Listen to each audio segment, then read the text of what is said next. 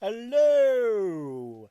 I said it that way this time. Welcome to Killer Score, the podcast that covers cult classic films with awesome soundtracks, cool composers, and all the other little doodads we want to cover on here that suit our feeble little whims as we make you dance around on a string to our dulcet tones. Second episode of anime.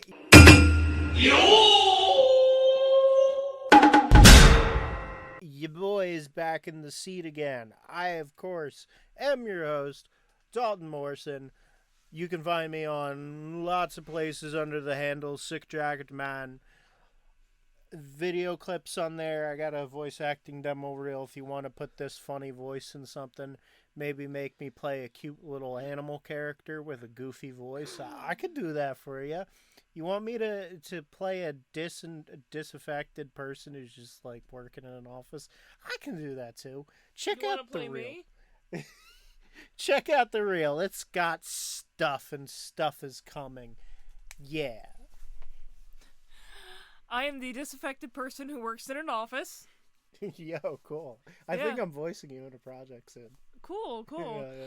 My name is Erin Murray. I am a co-host here at Killer Score. You can find me online under witchandcrafts.nj and witchandcraftsnj.com. We are going to be doing a convention this upcoming weekend, Memorial Day weekend, the 26th to the 28th. Whoop whoop. At the Greater Philadelphia Convention. At the Greater Philadelphia Expo Center in Oaks and Phoenixville, Pennsylvania. Yeah.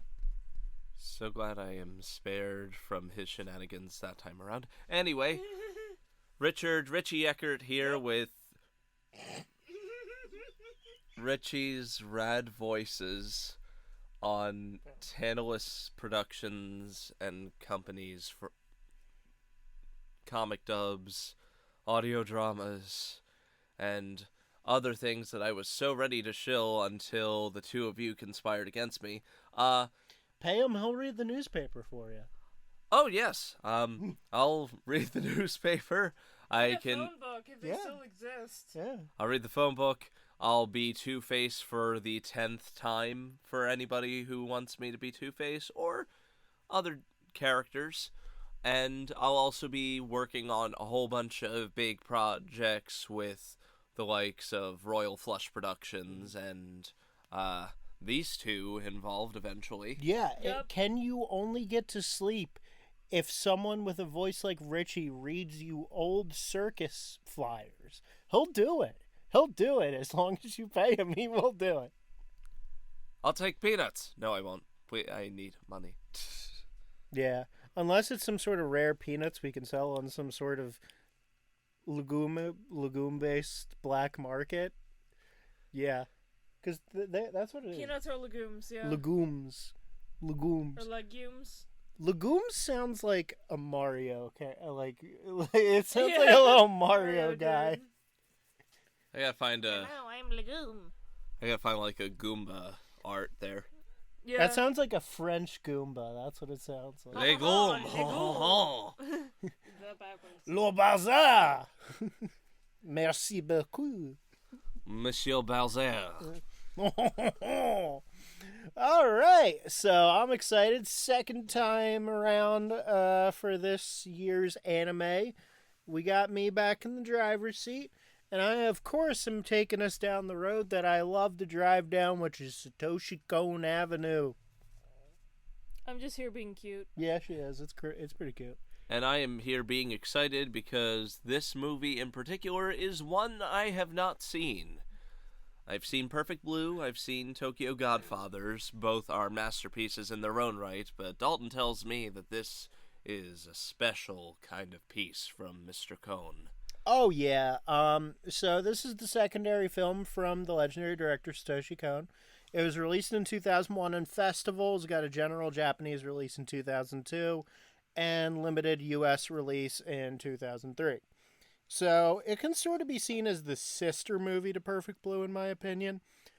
Perfect Blue covers the dark side of the entertainment industry, particularly through music, while this film covers the realm of classic Japanese cinema. It's a more lighthearted, like, love story to the format of film, and is basically filled with all sorts of references to the classic Japanese films that are, like, fun to spot out and, like, point out. One example being from the likes of Kurosawa. Yeah. Particularly, there's one sequence that's an obvious reference to Throne of Blood. So this movie is also interesting because it's actually meant to parallel the life of a famous Japanese actress known as Setsuko Hara. She was one of the most celebrated actresses, possibly in history, and retired in the 60s and basically vanished from the public eye, which captured the attention of many people, particularly Satoshi Kon, who was inspired to make this story based off sort of like the public eye's perception almost of Setsuko Hara. And during this time, while she was active, she worked with arguably Japan's two most famous directors, Akira Kurosawa and Yasujiro Ozu. So, Setsuko Hara is probably most well known for her role as Noriko in Ozu's Tokyo Story, which I actually watched as research for this film and for the podcast. And I can see why many film scholars consider it to be one of the best films of all time. And in only about 30-year career, she acted in 73 movies. Wow. Yeah. That's like Christopher Lee level right there. Yeah. So, another thing I find interesting about it is how much symbolism is in this movie. Mm-hmm. In particular, you will see the crane and the lotus flower coming up a lot. You'll see those two coming up a lot. And I'll talk about the meanings behind those a little later. So this film has a very unique storytelling device that I think is pretty cool too. Whereas Perfect Blue uses fiction and reality blended together to disorient the characters and the audience to sort of like unnerve you. Yeah, like the unreliable narrator. Yeah. This one does something similar, but it shows you how how the character herself of how Chiyoko, how her life is basically paralleled with her movies. And we essentially see her life told through her movies. Mm-hmm. And there's an interesting frame story as well, which we'll get into later. Yeah, and this is all being done this way because a documentary is being made about her life by two filmmakers. So the score, and that was actually a holdover from an earlier concept about someone like traveling through the ages, essentially. The score was done by the frequent Satoshi Kon collaborator Susumu Hirasawa. Hirasawa is an incredibly cool composer. He's mostly well known in Japan for his work with the rock group P Model, which is very popular. But despite his work with Satoshi Kon, he's arguably most well known outside of Japan for being basically the main composer of like the entire Berserk franchise. Oh. There's only like, I think a game or two that he didn't compose for Berserk. Oh, wow. Is it that Dreamcast game? He did the Dreamcast games. He did the PS2 game. I'm pretty sure the only Berserk game he didn't compose for was the most recent one, Band of the Hawk. I'm pretty sure that was like the only one. That's crazy. Yeah. He's composed like every video game, the 90s series, the movies, the most recent Berserk series. Like, that's all him, baby. Guts theme, that iconic, haunting, beautiful piece. That's all Hirasawa, baby. Did he compose Forces? Of course he did. Nice. This guy rules. Hirasawa is also really interesting because his score is classical and cinematic, but it also has a very kind of timeless feel to it and uses a mix of electronic and analog music. Unlike the rest of his work, it's meant to have a very spiritual feel and sound to it. Because, like, there's a lot of Zen methodology in his music and, like, beliefs. For example, Hirasawa is actually very well known for his activism. He's done countless charity projects across Japan, and has always been a strong supporter of the trans community. He actually often tries to invoke their struggles in his work, as he was very influenced by the Taiwanese LGBTQ community and the Taiwanese music scene. Nice. Another kind of interesting fact I found about this is that the film's storytelling and kind of fractal structure was actually inspired by the music. So the whole structure of the film is kind of like built around Hirasawa's score. That's really interesting because most films you get like the production work done separate from the music. Yeah, and the big inspiration of this was Japanese fiction that sort of blends fiction and reality together. Kon blends Chiyoko's actual life with her film work, and the story's meant to be about the beautiful life cycle. And particularly about how film essentially makes a person immortal. They did a lot of research for this movie, too. The costuming was given a lot of detail for the characters. They made sure that, like, Japanese school clothes for, like, the 1940s would be very accurate to what the uniforms from the 40s looked like. Right down to the stitching. And in particular, they referenced actual women running to properly animate Chiyoko's running due to how much she runs in this movie. And so they weren't doing the typical anime girl run. There's also another interesting thing that both the Japanese release and the second English dub do, where 3 actresses voice Chiyoko at various points in her life.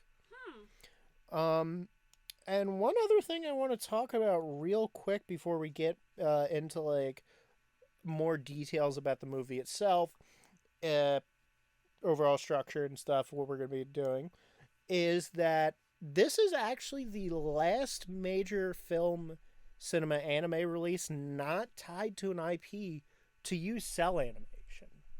Oh, wow. Yep. So most of the industry in the 90s had already switched over to computers at this point, but computers became super expensive after the bubble economy of the late 80s in Japan bursted in the early 90s. So a lot of the animation companies in the 90s and even leading into the early 2000s were still using cells because they had a lot of them, and it was just cheaper, like, in the long run, to use cells for a while.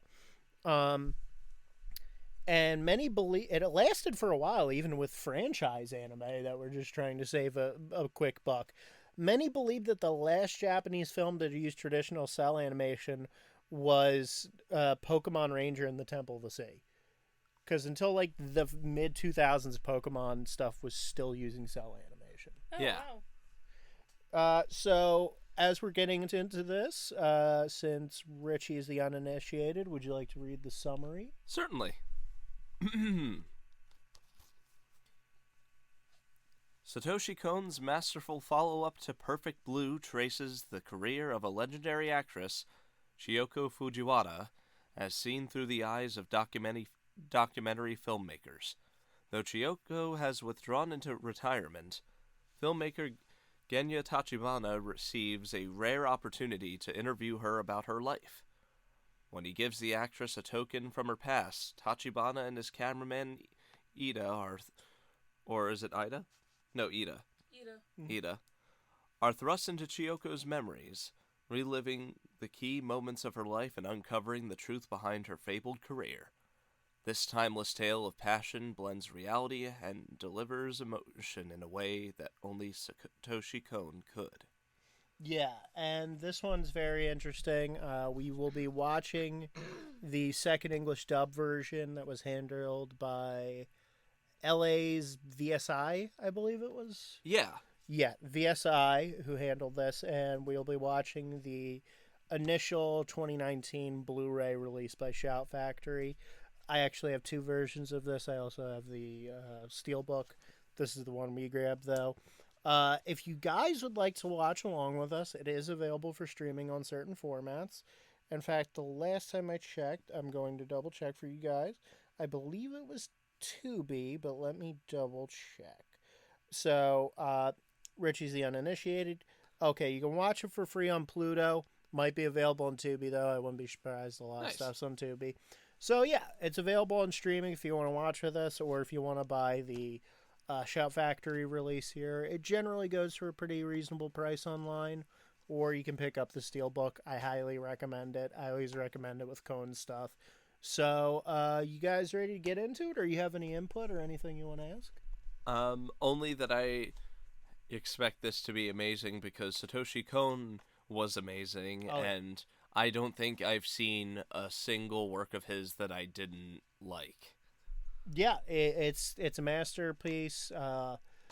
It's always hard for me to pick a favorite Satoshi Kon film. It's like picking a favorite kid, but Oh, this yeah. is like, it's up there, man. Like it's up there for favorite Kon project. That's for sure. Huh? Do you have anything? No, I'm good. All I right. was just zoning out for a second. Yeah, I noticed you were like zonked out when Richie was putting that mic over. Sorry, force of habit. That's all right. All right, so we're going to go into our screening of Millennium Actress. Not Perfect Blue. No.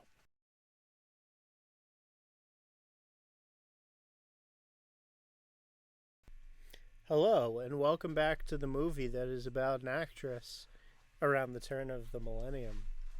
Hence the title, Millennium Actress. And we're back. Yeah, so we just got done watching Millennium Actress. This is like my third or fourth time seeing this. Still awesome. Anytime I get to see Satoshi Kon is a good time, and yeah, the score is just phenomenal. Everything about it is gorgeous. I love this movie. Oh, so much. Let me get everyone else's thoughts though. This is my third time watching Millennium Actress. I almost said Satoshi Kon. Definitely more than my third time watching a Satoshi Kon film. I still enjoy this movie. Animation is gorgeous, which is to be expected.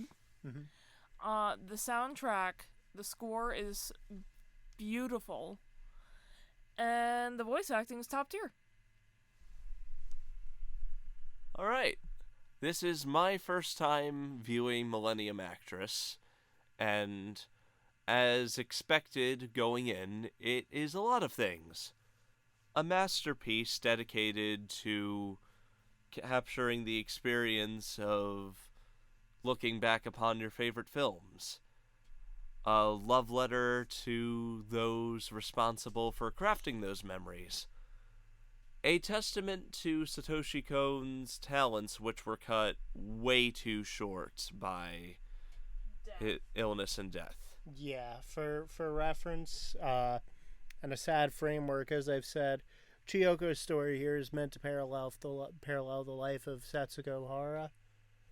Yes. Setsuko Hara actually ended up outliving Satoshi Kon. Oh. Yeah. Yeah. She died a few years after Satoshi Kon's life was cut unceremoniously short.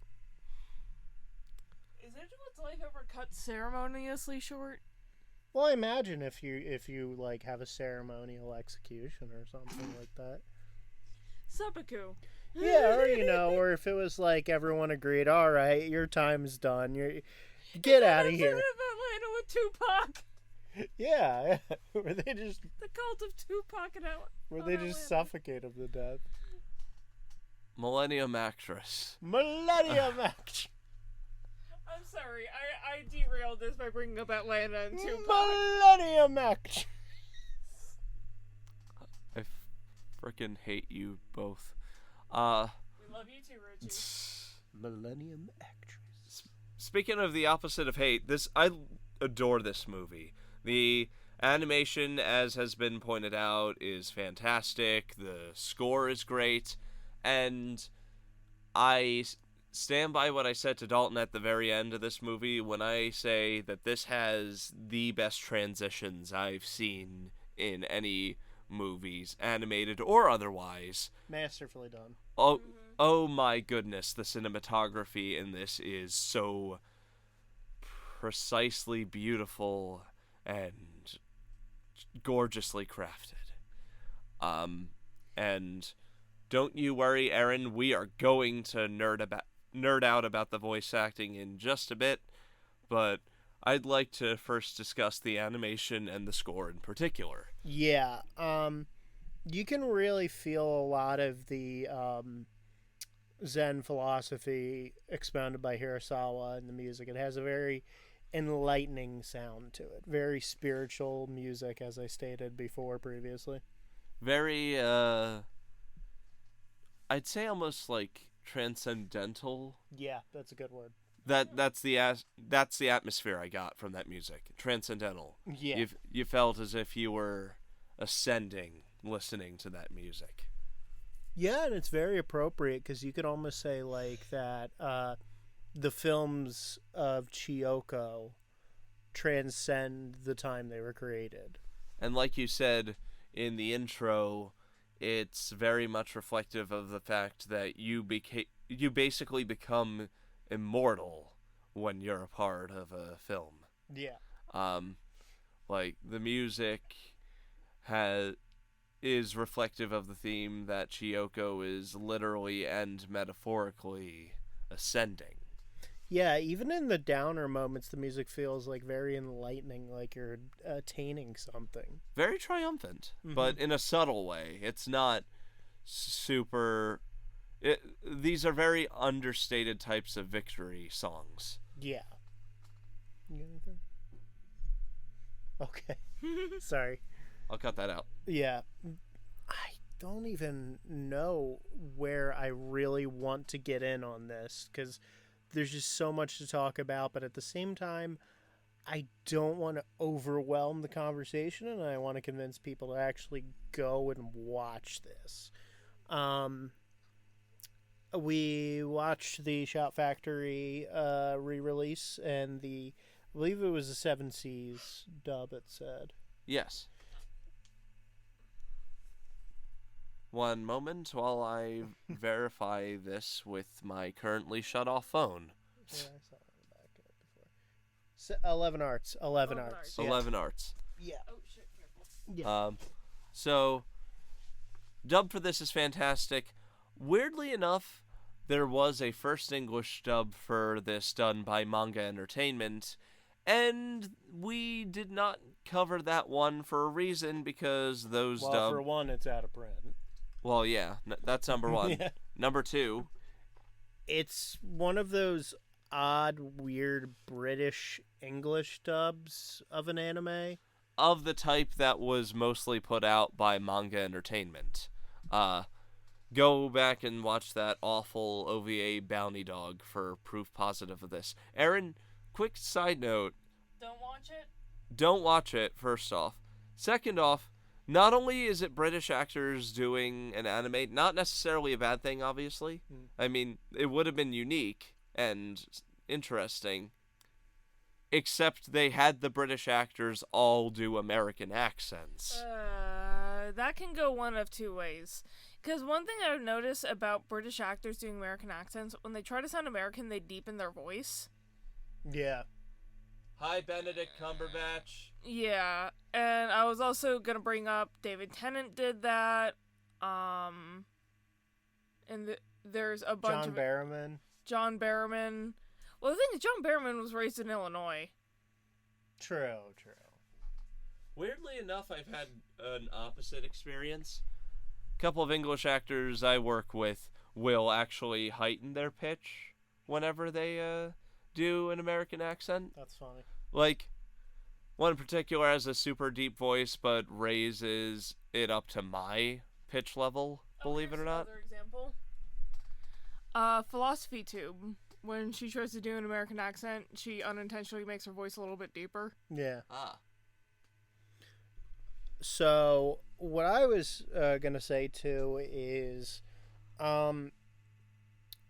symbolism and Japanese philosophy and how it works into the film. There's a lot of, like, Buddhist philosophy in this, I would say. Buddhism is a very popular religion in Japan. It's the second most practiced religion over there. Case in point, the presence of the lotus flower and the themes of transcending are very much present throughout the movie. Yeah, like you get the sense that Chiyoko truly achieves enlightenment by giving herself this life mission. Yeah. And realizing that it's the mission itself that drives her. It is the journey, not the destination. Exactly. See, I was going to say that, but one thing I really appreciated is how smooth the delivery of that message is. It doesn't hammer it into your head. It's not blunt in its presentation, and it's very... There's a word I'm struggling with to describe the way it gets this across. Yeah, and the lotus is the perfect symbol for this movie because the lotus is typically a symbol of like three things: enlightenment, purity, and rebirth. Yeah. Hence why you see so many people getting lotus tattoos. Yeah, and it showed like Chiyoko is constantly being reborn in this movie. Either via the passage of time as she goes from child to adult to older adult, or in her films wherein she takes on different roles, all of which have some resonance with her life's journey. Or presents a new image for her as an actress. Or just the fact that she's transitioning into these different roles. Each movie marks a different chapter in her life in a way that weaves the narrative of the film to what point she is on in her journey. And there's another thing I want to bring up with the symbolism behind the crane. Do you guys not know where I'm going with this? You told me before, but I'm blanking on it right now. Okay, so the crane is a creature used a lot in Japanese lore and mythology. And cranes are typically very elegant magic animals. But a crane also usually represents loyalty. Oh. And there's like a parallel with Chiyoko's story when you stop to think about it with one of the most famous Japanese folklore legends. The Crane Wife. Yep. And, unrelated to the Decemberist album. And the Crane Wife in the story literally puts herself through hurt and pain and struggle for love. Because she loves the man she fell in love with. So she literally, like, cuts off pieces, basically, of her skin. Yeah. To sell it. So her husband can be happy. Yeah. And a crane also symbolizes purity as well. Because it's seen as a very pure and elegant animal. Yeah. Much like the image that Chiyoko Fujiwara has on film. The only other animal I can think of that has a similar, I guess, symbolism is the pelican. Yeah. Because there's that, like, story about how, like, mother pelicans will pierce their chest so their babies can have something to eat. Yeah. Yeah. It's just a very beautiful film about, like, sacrifice, loyalty, and never giving up on the pursuit of the things that you love, and how that will keep you filled with youth and energy and love and vibrancy. Like, you get the impression almost that the only reason that Chiyoko Fujiwara has aged once we see her in the present at the beginning of the movie is because she has essentially forgotten about and given up on her dream. That's an interesting take. Yeah. Sorry. No, what I was gonna say is that, Because everyone sees age as like a progression of time, and like it being inevitable. Yeah. But there's also a mention early in the film where she says, like, I'm glad you asked me these questions because I may not remember it tomorrow. Yeah. And let's not forget that one of the things that Eiko says when she reveals in the film about why she dislikes Chiyoko is because she says she has this eternal youth about her. Yeah. She's jealous of that eternal youth, like how that chase just keeps her young. Yeah. Yeah. She is essentially jealous that Chiyoko was the Japanese film world equivalent of Paul Rudd. Yeah, and that she was... I'm sorry. And that she was essentially incorruptible. Nothing really hardens her or takes away from her innocence. She certainly goes through a lot emotionally, but nothing ever really deters her from pursuing the man that she met on the streets. And nothing ever really takes away from her ability to project that innocence as an actress. Yeah. I also love how even the early points of Chiyoko's life parallel the early points of Setsuko Hara's film career. Like, her earliest films seem to speak a lot about the political activism that was going on in Japan at the time, and particularly Kurosawa's No Regrets for Our Youth, which was about a political incident in 1943 in Japan. So it's a really...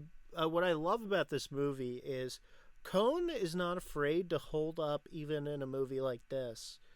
Even in his more enlightening movies that are meant to be more positive, such as this or Tokyo Godfathers, he's not afraid to still hold up a mirror to Japanese culture and remind it of the ugly parts of it. Yeah. And in this case, in this film, it's the horrific way political activists and writers and artists were treated during the wartime in Japan. Yeah, during Imperial Japan. Yeah. Like the whole political activist angle to this. It's not afraid to be like, this was horrible and nothing good came of it. And there are a whole bunch of heartbreaking scenes dedicated to that backdrop. It's not just window dressing, that's for sure. The backdrop of wartime Japan hangs over the head of Chiyoko and over... It even bleeds into the film. Yeah. Yeah. Like the whole, oh, you must be some anti-shogunate people. Yeah. And I love just how dexterously Kon and all the other people who worked on this movie threaded that needle, weaving all of these themes together into the movies without it being trite or forced or repetitive. Yeah, and it also really shows... It does a great job of capturing what the popular film landscape was like in Japan at the time. Yeah. Like, during Chiyoko's very busy era, as they put it in the 1950s, and the late 1940s, there's a lot of the Jitagaiki genre of film, which was like the historical... It's like a period drama. Yeah, they were the historical dramas and period pieces. A lot of samurai. A lot of samurai films, which was very much the case in the 1950s in Japan. Case in point, the aforementioned works of Kurosawa. Yeah, particularly Throne of Blood is an obvious reference point in this movie. Bit of one to Rashomon as well. Yeah, seems a bit of the costume designing, but not exactly to the plot. Not to the plot, but to the style, the costuming, and the cinematography. Exactly, and of course, the aforementioned Tokyo Story by Ozu gets a reference at one point during the conversation about marriage, which, by the way, love that scene between Chiyoko and her mother referencing marriage and how it's even started bleeding to his film, because there's one part where Chiyoko's mom is literally replaced by Aiko, like, in an instant. It's like in a frame, basically. Yeah, just like that. Just Like like straight up, it's one of those things where you might not even notice it if you're not paying perfect attention. It's almost subliminal the way it happens. Mm-hmm. The first time I watched this, I didn't even really notice it. Like, I had a moment, Dalton, I think you missed it, when that scene happened and I kind of looked to you at the side like, Yeah. I gave you a look like, hey, Dalton, I blinked. What the hell just happened? Yeah, it's masterfully done. And they even capture the way that Ozu shot his films in that, because Ozu actually had this philosophy with his films where he wanted to frame conversations like conversations. So when someone was talking, it would usually just be like a medium shot of their face with them facing the camera and talking Not too close. directly to the camera, and then it would cut back to the other actor in the same position, like in a similar position, Like a similar frame, also talking. Like, and it shows how still Ozu's camera shots were, because he liked the stillness, and it even got like the height framing right. Because it's always with people at Yeah. the height of someone kneeling. Yeah, the height of like a full-grown Japanese person kneeling or a child standing. That is the like, he usually liked to get like 3 feet off the ground for all of his shots, basically. Speaking of cinematography, I mentioned earlier that the match cuts, crossfades, and transitions are just sublime, and I feel like we gotta talk about those. Yeah, Because I particularly love the way it constantly uses her actual film posters, and then it'll zoom in on it and like and fade into the her scene. as in like the costume they show her in. Yeah. Like, they'll Or even fade out. Yeah. Because a scene will occur in the movie that they're acting out, which will inevitably either begin or end with the movie poster scene, and either fade into the poster when they're ending a scene to show you what the poster ended up looking like, Yeah. or using it as a transition into the next movie. Like, you'll see a poster on a wall or on a magazine cover somewhere, and then, boom, it's moving Yeah. with an expert fade. I also kind of love how, even though it's the recurring symbol of the film, the key almost doesn't matter in the long run. Oh, yeah, it's... Appropriately enough, it's almost as if it's getting lost from your pockets in the shuffle. Yeah, it's like Marcellus Wallace's briefcase. You never find out what the deal is. You never find out what the deal is, but also the way that I see it is it also symbolizes the chase. Yeah. It's reflective of that theme that we mentioned of the journey being more important than the goal. Yeah, it doesn't even matter really what the key actually unlocks. It's just sort of there as some sort of... It just serves as the symbol of Chiyoko's like love and like her desires and her journey. Yeah, because like a key is a perfect symbol for her journey. Seeing as how acting is important to a movie about actors, I think we should also gush about that, because this dub is amazing, and it is, in terms of anime voice actors, it is filled from toe to top with an all-star cast. This movie has Erin Yvette of Telltale Games fame. She'll probably always be best known for Snow White from The Wolf Among Us, but she does fantastically here. Oh, absolutely. As does Abby Trott as young Chiyoko, and Cindy Robinson as older Chiyoko. And let me just say, I want to give a huge shout out to Christopher Swindle in this.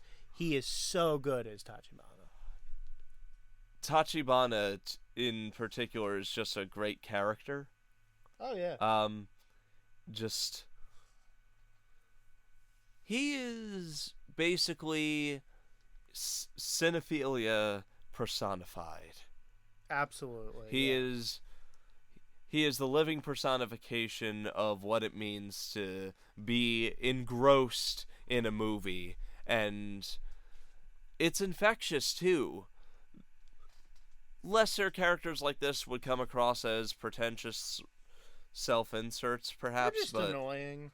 Yeah, or just annoying. But- sometimes. but Swindle's performance in this is so giddy and lovable that every time he breaks out into tears upon recounting a scene from the movie, I was kind of there with him. I turned to those guys, I'm like, he's literally me, but 20 years older. And I straight up remember crying like the first time I watched this and the second time I watched this Same. towards the end. It's a beautiful movie. Oh, I was getting there. I love how Tachibana and Ida's relationship, the cameraman, you can almost see it as a parallel to the older generations teaching the younger generations about the About beauty film. of like older cinema. It's funny you should mention this, because this reminds me so much about my stepdad, because in high school and stuff, when I was starting to develop some sort of critical brain for movies, he would show me old movies, and I would be there kind of half in and out, but then a scene would happen that really touched him, or really surprised me, and I would be right there with him, being wowed by stuff like, say, the ending of Witness for the Prosecution. Not going to tell you what it is. Go see it. It's amazing. But Yeah, I've never seen that one. hello, potential episode. But point is, I got the same sort of vibe. Just me and both my dads, honestly, going back and watching old movies, and me being sucked into the world like he was. Yeah, and I just love the evolution of Ida. When the film first starts out, Tachibana and Ida do not get along like at all. Ida is clearly only in it for the money. Yeah, he's doing it because it's his job as a cameraman.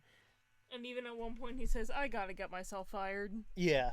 Like when he starts out at the beginning of the movie, he's just complaining about them walking into like deep into the mountains to like get to the secluded hideaway of Lake Chiyoko. With voice acting juggernaut Ben Diskin Oh, God. delivering every line early in the movie like he is a food service worker or retail worker. Who just really doesn't want to be there. And he even says, he's like, who cares about some old actress?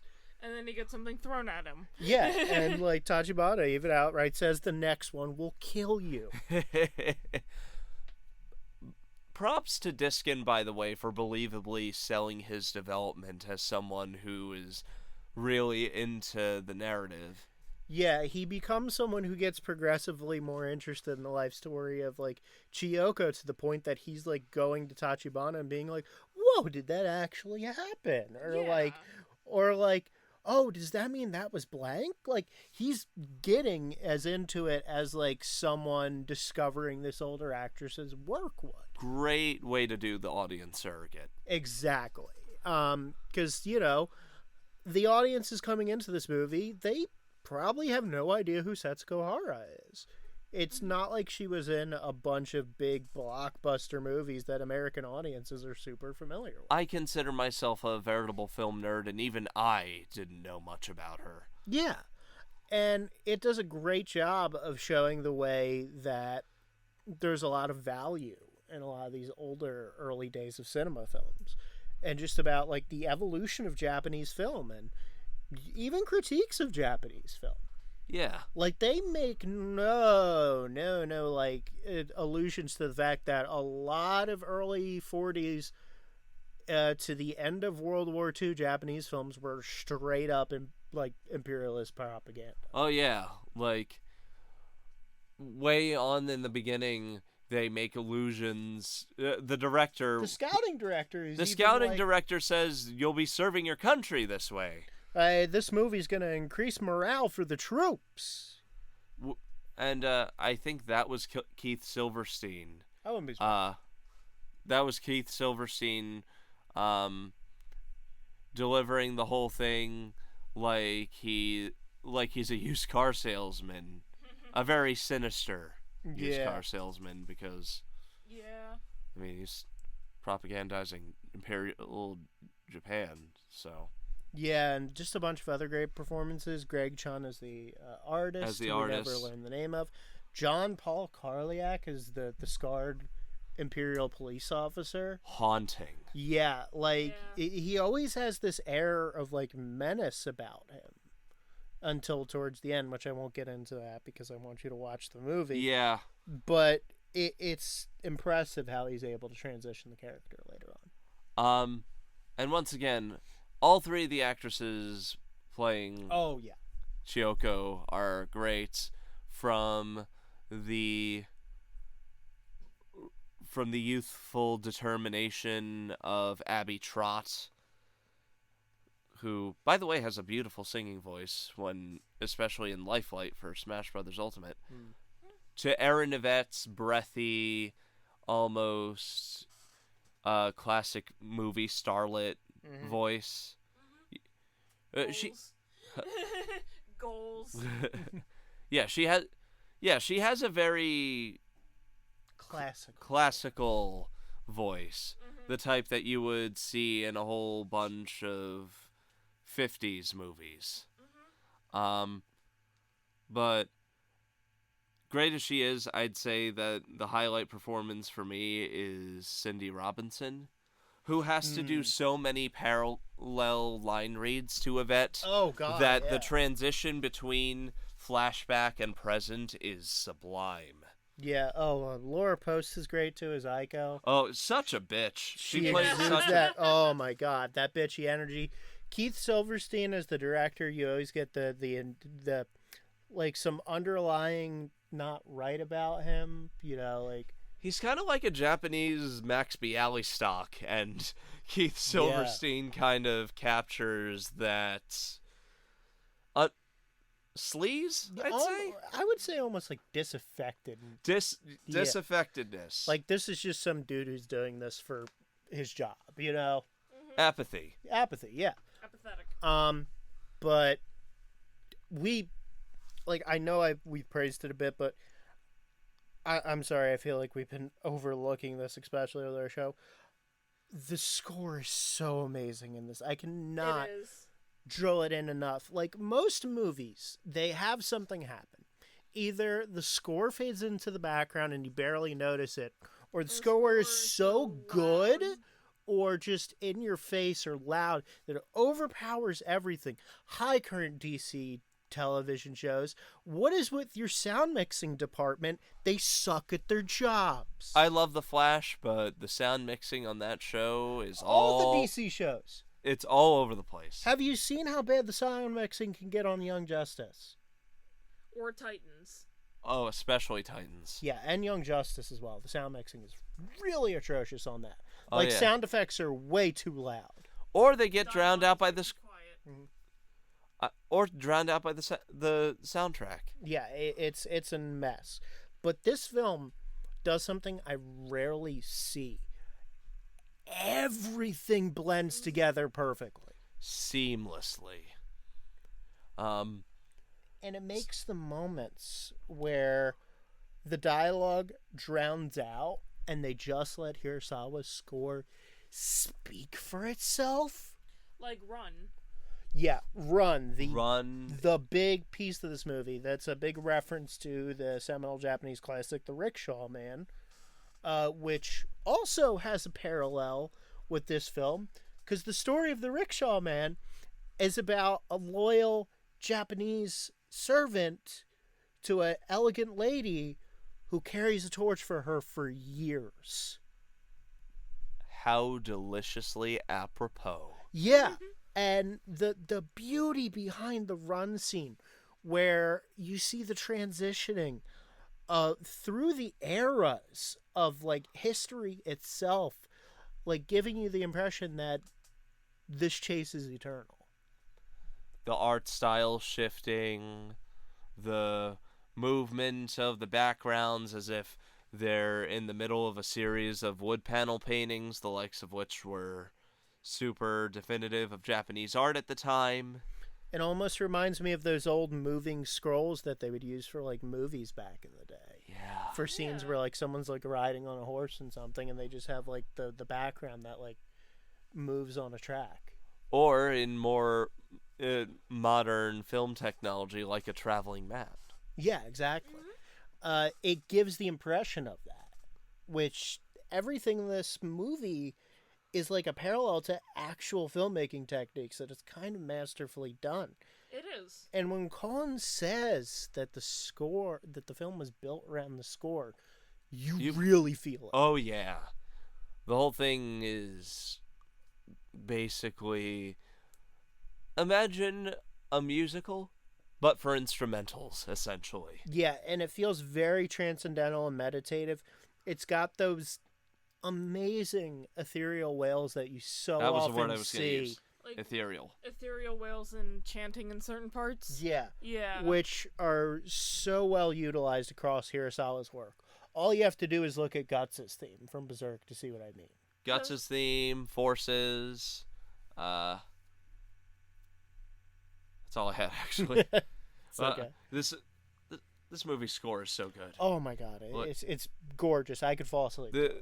The only reason quite frankly, the only reason why I'm being so quiet and letting you take over the score conversation is because it's so indescribably perfect that Yeah, it really that I risk repeating myself by just saying, "Oh my god, it's awesome. It's awesome. It's awesome." You had something you wanted to say about it, Yeah. though? Please. Yeah, please. Because I was gonna say, like, the sound, like, the vocals in the score, the mix of, like, wailing and chanting does sound like religious music in a way. Like, It's old spiritual. style, spiritual, Like choirs. Yeah. I wouldn't say choirs, but I would say more like a chant. Yeah. I would say, or like old Japanese, like, Or just, like, old East Asian, like, yeah, Shintoist or Buddhist ceremonies. you know? exactly, that's what I was going for. Ceremonial, almost. Ceremonial. It reminds me a bit, and it might be a weird comparison, but they implemented the same kind of chanting for the score of Ghost in the Shell. Or The same. yeah, or like Dune, for example. Oh yeah. But you know what song in Mhm. particular I'm talking about in Ghost in the Shell? Yeah, don't pull it up on the thing. I'm not. I'm Yeah. looking up who composed that because I'm being a total nerd about it. Because interference. The interference potential for copyright strike. All Oh that yeah, jazz. I'm looking up the composer. Yeah, but like Kenji Kawai. That's who that was. yeah, and I wanted to say too, if you guys like this, Hirasawa is still active to this day. He's not composing for film as much anymore. He's doing more of his own, just like traditional music, and of course, still doing stuff occasionally with P Model. But it really is masterful. Like, and you even get the impression, like, not the impression, you can see that Hirasawa knows how to pick people to work with him too, because like everyone loves to make fun of the Berserk opening for the original '90s show, but no one's ever forgotten it. Yeah, I'm a little baffled, honestly, hearing how that people make fun of it. It's like, can you really imagine a different opening? Yeah, I think people expected a more like balls to the wall, bleeding heavy metal like sort of theme for Berserk. Maybe, but I make the argument that that would be a bit too uniform. Like they needed a theme song that captured the mood, but in a different way the rest of the show carries that mood. Yeah, because it's like the Berserk '90s show is just an adaptation of the Golden Age arc, which is a more lighter part of the series for the majority of that arc. It says something that's lighter. Yeah, and it's got this sort of wistfulness to it. Like, Tell Me Why has like a bit of wistfulness to it. Yeah. and underlying tragedy with the lyrics. You know, nothing will be wrong. You know, like it's up to you. Like you get the impression that if someone like almost reflecting on their past, it could almost be a stand-in for Guts himself. Like the wailings of "Tell me why, tell me why, tell me what's going on." Like you almost get the impression that's what Guts is saying after the tragedy that occurs at the end of the Golden Age arc. Knowing where Berserk goes from there, post ending of that series, only makes it even worse. Well, it's not. Yeah, well, I mean, the manga itself isn't over, though. I meant after the ending of the anime. The manga goes after that point. I'm just saying. I mean, it's even continuing after Miura's death with, like, selected people who Miura wanted to. Yeah, people who could carry on his vision. Yeah. And, oh boy, prepare yourselves if you decide to pick up that manga. It's great, but, whew. It's a little heavy. You sick bastard. It gets a bit heavy at a points. bit. This sick bastard. You know, the manga about the man with the big sword can get a little heavy at some points. Was that a pun? I don't know. It sounds more like an innuendo. I mean, he does have a really big sword, though. He does. And a really big sword. Hey! You see what I did? I did a little bait and switch there. Yeah. Fuck you. But my God, Hirasawa's score. Sublime. And the 58:30. all right, want to get into spoilers? Let's do it. All right, at the we'll say 56 minutes That's a because six, we're not close an to eight. That was a 6, not an 8. Whoops. All right, at this point, around the 56, 57 mark, we're getting into spoilers. Let's talk about the way the score signifies death and rebirth, because it is a big theme, because we kind of all knew what this was leading into, the deaths of multiple characters throughout this. Oh boy, does this movie nail foreshadowing. Mm-hmm. Yeah. Through its score, through its animation, through replaying certain flashback scenes. Yeah, and even other things, like the way the artist is always framed in shadow. Yeah. Yeah. Almost as if he's a ghost from the beginning. Yeah. Oh, I didn't think of it that way. Yeah. That's genius. Like, and the very first time we see him, he's already bleeding. Yeah. I like the cinematic technique as well of the flashback scenes, that the most prominent color Is red. Almost as if The girl in the red coat from Schindler's List. that's but I guess the Japanese version. I know. The Japanese version of that. But it is similar because red is reflective of the nationalism of Imperial Japan, I'd say. Yeah. Yeah. Like- Red was a very prominent color. And let us also not forget it's meant to link Chiyoko and the artist, because when they first meet, they're both wearing red scarves. Yep. And he's bleeding. Mm-hmm. That's it. Mm-hmm. And she uses the scarf to. What is going on with this mic? She uses the scarf as a tourniquet to stop his bleeding. Yeah. Yeah. Like, red is a recurring color throughout the movie, and you even see it on the poster itself that is used for the box art of the DVD, with her wearing a red kimono, which you guys will notice Yep. has cranes on it. Mm-hmm. Oh, yeah. There's like 10 of those on there. Mm-hmm. And not more, because we only see the front. And if you like, red's even a recurring color throughout her costumes across her film career. There's the red school uniform, red star, school uniform, the red hair tie, the red armor, the red cross from the movie where she's a nurse. and there are bits and pieces of red in her spacesuit. She has the red lipstick. And the lipstick. Yeah. Yeah. It's the recurring color of the movie, and you get the sense that Chiyoko the movie literally starts and ends with the same thing, the scene from her last movie before she retired. And there are two things that parallel both and I believe this is what Kon is elaborating to. So Setsuko Hara retired from film in the 60s, and essentially the reason she did, she says, oh, well, I never liked acting. I just did it to support my family. And personally, I don't buy that. Like, I just don't buy that. Because you don't act for, like, 3 decades. If you don't enjoy If you don't enjoy that. Yeah. Yeah. What really sets her off, what really kills it, is the death of her dream and her sort of realizing, even if she doesn't necessarily know it at the time, the artist has died. Yeah. It's almost a subconscious realization Yeah. that he's out of reach, if not dead. Almost dying when her set is destroyed during this science fiction film she's shooting.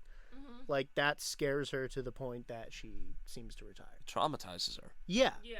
And a lot of people think Setsuko Hara lied about the reason that she quit filming, like, quit acting.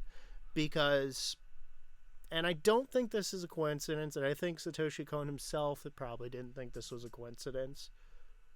Setsuko Hara loved working with Ozu. Ozu had nothing but great things to say about Setsuko Hara. They were clearly very fond of each other. She was in a ton of his movies, and everyone was always like, oh my god, they're so good. She retired from acting the same year that Ozu died. I don't think that's a coincidence. Yeah. Honestly, that's the stuff that you make movies like this about. Yeah. And I think that's meant to parallel how Ozu died. Because Ozu, I think, really captivated the image of acting that Setsuko Hara did. Like, I can't watch a film like Tokyo Story and just go, oh yeah, that's clearly a lady that hates acting. Someone who hates acting would not put in performances like that. Yeah. Yeah. Actors can and will be in movies that they will say, oh, that sucked. But one thing throughout all of it, even with terrible movies, is that they find ways to enjoy it. Like, Christopher Lee famously was the type to put in the best performance no matter what he was in, as was Tim Curry. Hell, you can tell Dennis Hopper's fucking around just to have fun in, like, the Super Mario Brothers movie. Yeah. The worst he said about that movie was that the directors were assholes. He never said, oh, this made me not want to act, because No. if you like it, and 9 times out of 10, we in that field do love it, you're not going to say, oh, I hated acting. Oh man, should we cover the Super Mario Brothers movie for this podcast? Graham Revel did the score, I think. Ah, shit, yeah, we might have to cover the Super Mario Brothers movie. Make no mistake, that movie is legitimately entertaining. Yeah, and legitimately bad at the same time. Like, It's terrible. Who thought it was a good idea? Like, okay, we're making a Mario Brothers movie. What's our vision board going to look like? Blade Runner. With a hint of Mad Max. Yeah, it's like, what were they, like, were they smoking what John Leguizamo and Bob Hoskins had on the set with them? Like, make no mistake, they were getting high as balls during that movie. They've and drunk. Oh, yes. Yep. Bob Hoskins got injured, and then they were like, well, fuck this movie. Hoskins outright said it was the worst thing he ever did. I don't blame him for feeling that way. Oh, obviously. It's so weird, because despite everything wrong with that movie, and there is so much wrong with that movie, it has weirdly good acting and effects. Yeah. Like, it has things that could have made a original IP better.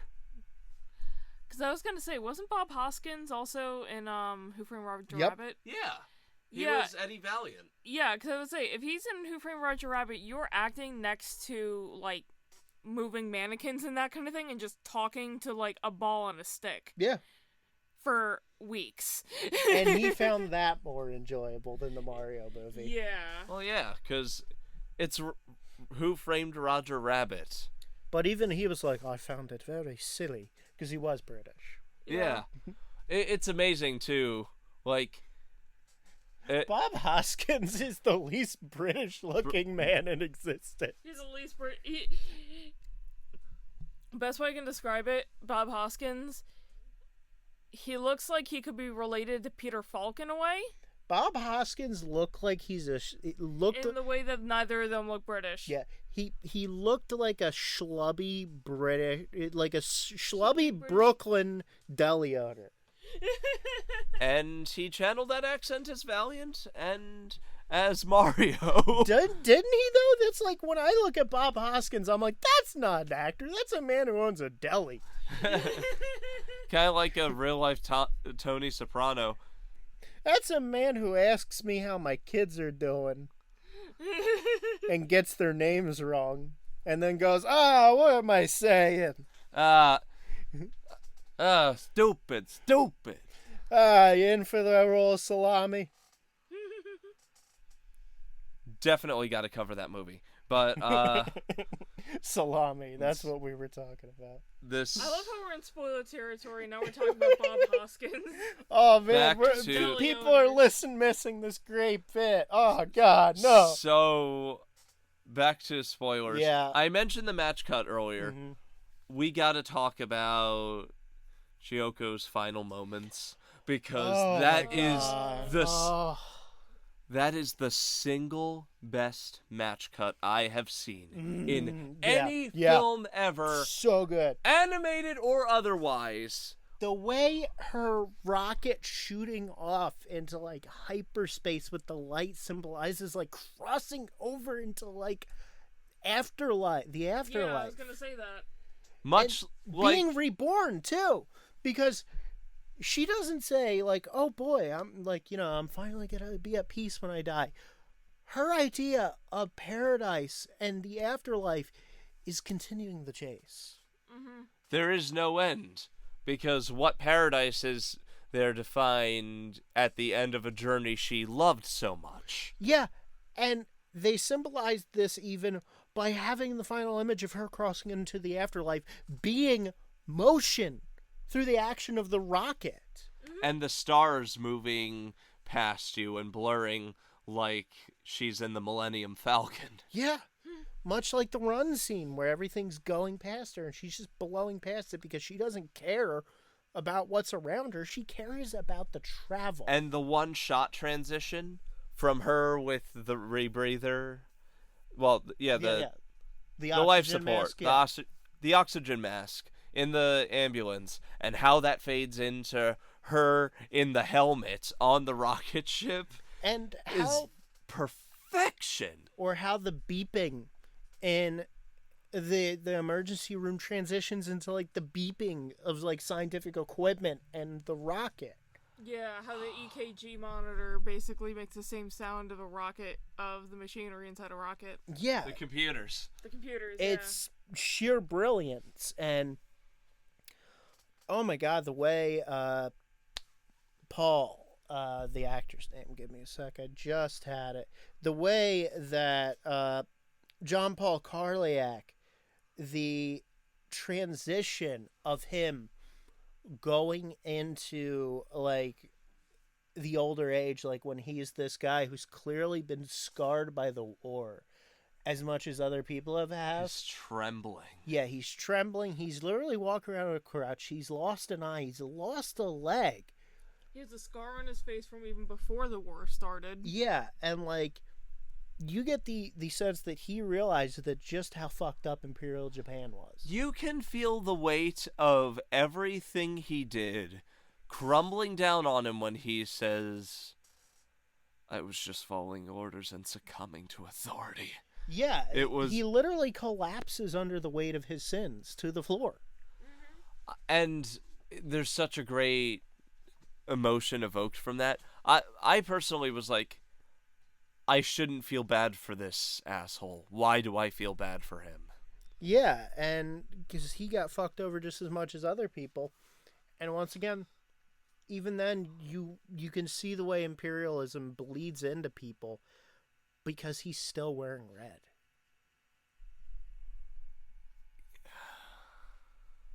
That this movie's symbolism is so great, it makes me actively jealous. And not to mention, when we see him in the past, he's almost clad entirely in black with just hints of red. Yeah, because he's in uniform, basically. Yeah, he's in uniform. And it gives him almost like this portent to him that he's an omen of death, which he is. Yeah. Because we find out, the audience, that he got so into his role of interrogating some activist who refused to spill information, he ended up killing him. He killed the artist. And when we see him in the present, when he's a wounded veteran from the war, he's literally dressed in a ton of red. Yeah. There's so much red on him. Like the blood, almost like the blood cannot wash off of this guy. Yeah. And again, I did the thing again where I let you talk because I didn't want to just keep gushing and gushing and gushing. But what other reaction is there to a movie that is so precise and so on point with its symbolism? There's never a wasted moment with this movie. Never. There's never a moment where you feel like it's up its own ass. There's never a moment where a character goes on for too long. Nothing ever overstays its welcome. Yeah, so at this time, let's get out, I think, of spoiler territory. What time are we at? We are at 1:11:50. Okay. Yep. So we're going to wrap it up soon, but before we do, I want to do the usual thing. Favorite scenes, or just overall thoughts on the overall thoughts on the product, or just like, yeah, that's what I'm gonna do. Your favorite scene and or character in the movie. Can I do both? Yeah. Yeah.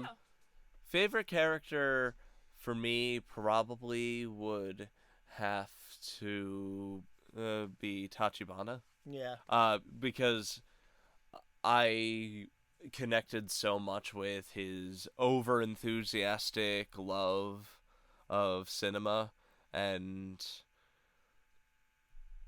connected so much with going over my favorite scenes and breaking down just why they're so great, and crying over them. It's...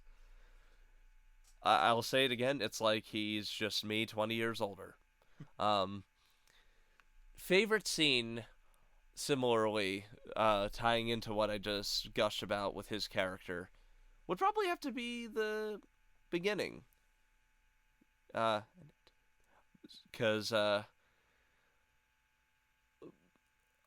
I'll just say it, any love letter to 2001: A Space Odyssey kind of gets you automatic points with me, because 2001: A Space Odyssey is one of my favorite films of all time, and it was so gorgeously animated, especially on cells. Yeah. Favorite character for me is a hard pick. I'm gonna say Chiyoko. I just love Fair. how she has so much agency to her, how she's able to tie into the classic archetypical like Japanese woman, but she still has agency, and she's not like a motherly figure despite that. The way they're able to like balance this elegance but also like, you know, like feminist message, like a feminist slant Yeah. to the film in a very positive, like empowering way. I love her character for that. And because of how much I love her character, my favorite sequence will be the run scene. I straight up like was just in awe of it the first time I saw it, like jaw dropped, like literally, and just like almost crying from the sheer beauty of that scene. You saw me during that too. That was It's the showcase moment of the movie for art in motion. It's literally art. There's no other way of putting it. So my favorite character would be Chiyoko. For many of the same reasons that Daulton has pointed out. Also that she never gives up. Yeah. Yeah, even when faced with adversity, she's the kind of woman who would just be like, I still enjoy the chase, I enjoy what I'm doing, I'm still in pursuit of this, regardless of what's in her way. Yeah. The other thing I was gonna say is my favorite scene is, this is gonna sound weird, because it's not one that you guys probably think about, is the scene when they're shooting basically a movie similar to Tokyo Story with Aiko. Yeah. Where it goes from her mom to Aiko. Underrated scene. Yeah. It's an underrated scene. And I feel like most girls have had that annoying conversation with their mother of like, when are you getting married? And it's like, Mom, please, give me time. I mean, I think a close second for me is her finding the artist's painting that he left in his hometown, like, and then paralleling it with, like, the beautiful words where he said, when you're out there in the middle of the snow of the wilderness, it's almost like you're in another world. Yeah. And they used the footage from her sci-fi movie for that scene. Yeah. When she's literally on another planet. That scene is my honorable mention just because of how it ties things together. Exactly. I didn't say much about because we're out of spoilers. But obviously. Well, I didn't, I didn't really spoil much with that. But. Yeah, exactly. Yeah. But this movie is amazing, and movies like this make me glad to be a part of Killer Score, just so we can share crazy masterpieces like this. Because this is critically underlooked. It really is. Like, when I think of this, because, like, when people talk about Satoshi Kon, I always hear the exact same two things brought up. People always seem to bring up Paranoia Agent and Perfect Blue. And I love those. I think they're phenomenal. But I feel like, especially nowadays, the more light aspects of his work get overworked. I'm glad Tokyo Godfathers has been getting more appreciation. Oh, yeah, it's been getting a lot of coverage. And, like, people now are getting even more and more and, like, putting it in the best Christmas movie pantheon, which it deserves to be in. It's honestly my favorite Christmas movie. Yeah, same. It's one of the only non, like, Christian, like, religious, like religious Christmas movies I can think of, because there is almost a religious angle to. Please watch the English release of that from a couple of years ago, by the way. Yeah, that dub is fantastic. Yeah. It's better than the original dub, which is also still good, but the new dub is better. The G-Kids dub is better. The G-Kids dub is better, script's better. Everything G-Kids is just great. Shakina Nafak knocked it out of the fucking park as Hana. Oh, she steals the dub. She's amazing. Hana is one of my favorite Satoshi Kon characters of all time. Mine too. She's a riot and also just sweet. Yeah, she's a touching character. So we covered that, and in closing, I just want to say that this is one of the most beautiful films you could ever see. Go watch it. You can find it on Pluto TV. Might still be on Tubi as well. Probably on some other streaming services, or just go out and buy it. I really recommend just straight up buying it. It's a masterpiece. It's one of my favorite movies we've covered on the show. So next week we won't be here, of course. We've got to take a break because of the convention, Erin's convention. Hi. If you want to remind people about that again. Yes, we will be at Thy Geekdom Con from Friday to Sunday. That is the 26th to the 28th of May. Mm-hmm. And we'll be vending table F9. Yep. In the Artist Alley. So come by, say hello, maybe buy some Color Score or Wishing Crafts merch. Yeah. And also, we're going to have some fun anime merch because there's a lot of anime voice actors and voice actresses there. you can see me geeking out about Walter Jones being there. And in the meantime, we will be back at the beginning of June to finish up anime, and Richie will be closing it out for us. Yep. You guys enjoyed that con. I am going to be taking the time that you're there to catch up on stuff on my own channel. Plug. Yeah. But when we come back to Killer Score, Daulton, thank you for these vegetables, but I think it's time we all had dessert. I loved the feeling of being a newcomer to a franchise when the two of you brought me into Doctor Who. So I would like to take Erin on a journey into one of my favorite anime/manga franchises of all time, with a distant mid-quel question mark animated film set in a distant dusty future where the Wild West has taken to the stars. And I'm going to ask you a question. How do you survive without killing in a world of killers? You become a hermit.